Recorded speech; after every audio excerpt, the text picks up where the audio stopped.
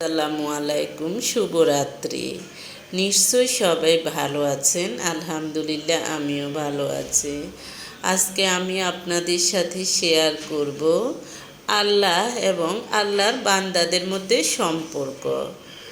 অর্থাৎ অনেকেই বলে আমাকে আল্লাহ পছন্দ করে না, এজন্যই আমাকে এতগুলো অসুস্থতা দিয়েছে। আবার অনেকেই বলে আল্লাহ আমার দোয়া কবুল করেন না।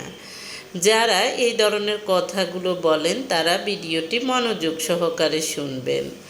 আল্লাহ বলেন, বান্দার ধারণা অনুসারে আমি তার সামনে প্রতিবাদ হই। অর্থাৎ যে ধারণা করে যে আল্লাহ আমার জন্য ভালো করবেন, আল্লাহ তার ভালোই করে। আবার যে ভাবে যে আল্লাহ আমার জন্য খারাপ করবেন, আল্লাহ তার খারাপই করে।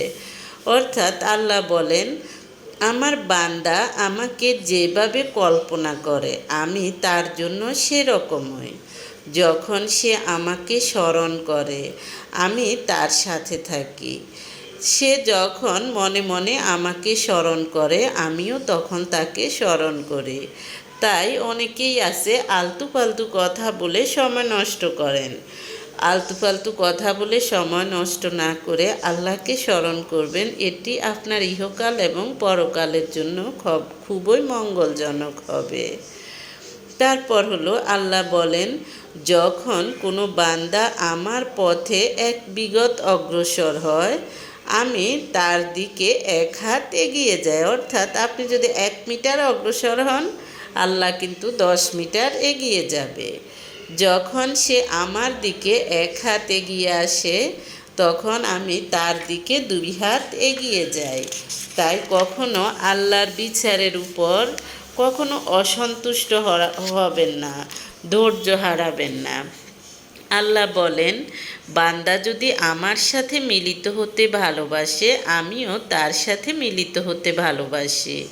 বান্দা যদি আমার সাথে মিলিত হওয়াকে অপছন্দ করে আমিও তার সাথে মিলিত হওয়াকে অপছন্দ করি। আল্লাহ বলেছেন, আমি যা ফরজ করেছি তা পালন করলে বান্দা আমার নিকটবর্তী হয়। নফল ইবাদতের মাধ্যমে যখন সে আমার অনুগ্রহ প্রার্থনা করে তখন আমি তাকে ভালোবাসতে শুরু করি। যখন আমি তাকে ভালোবাসি তখন আমি তার কান, চোখ, হাত, পা হয়ে যাই। তারপর আল্লাহ আরও বলেন, যারা আমার সন্তুষ্টির জন্য অর্থাৎ আল্লাহর সন্তুষ্টির জন্য পরস্পরকে ভালোবাসে, আল্লাহর সন্তুষ্টির জন্য পারস্পরিক বৈঠকে মিলিত হয়, আল্লাহর সন্তুষ্টির কামনায় পরস্পর দেখা সাক্ষাৎ করে, আল্লাহর সন্তুষ্টির জন্য নিজেদের সম্পদ ব্যয় করে, আল্লাহও তাদেরকে ভালোবাসেন।